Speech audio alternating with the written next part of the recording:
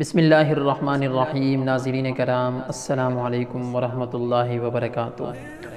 ناظرین کرام، آج کی اس نئی ویڈیو میں ہم آپ کو انبیاء کرام کی ان 4 چیزوں کے متعلق بتائیں گے جو انبیاء کرام کو بہت ہی زیادہ محبوب ہوا کرتی تھی۔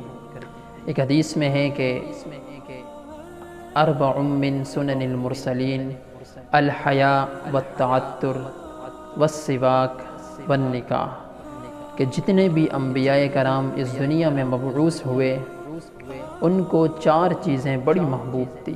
ان میں سب سے پہلے حیا، دوسرے نمبر پر خوشبو، تیسرے نمبر پر مسواک اور چوتھے نمبر پر نکاح تھا۔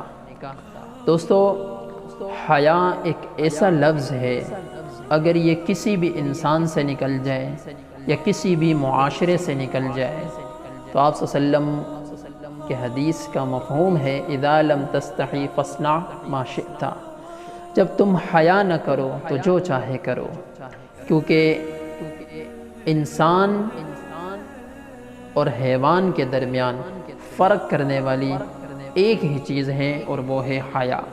یعنی انسان کے اندر اگر وہ حیا ہوگی تو وہ ہر چیز میں تمیز کر سکے گا، ہر چیز کو بلا امتیاز سے امتیاز کر سکے گا۔ اگر ایک انسان کے اندر حیا ہی نہیں ہے تو وہ تو جو بھی چاہے کرے، اس کے لیے تو کوئی بھی مسئلہ نہیں ہے۔ دوسرے نمبر پر خوشبو ہے۔ خوشبو یہ تمام انبیاء کرام کی پسندیدہ چیز ہوا کرتی تھی۔ یعنی اگر ہم اپنے ارد گرد کے ماحول میں دیکھیں، اگر ہم کسی کے پاس جاتے ہیں، خوشبو لگا کر جاتے ہیں تو دوسرے انسان پر ایک اچھا اثر جاتا ہے۔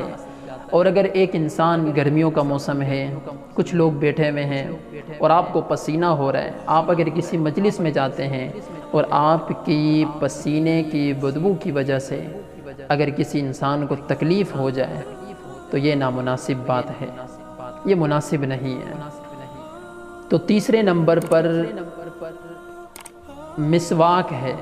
یہ بھی تمام انبیاء کرام کی محبوب چیز تھی، یعنی تمام انبیاء نے مسواک کی ہے۔ اور چوتھے نمبر پر نکاح تھا۔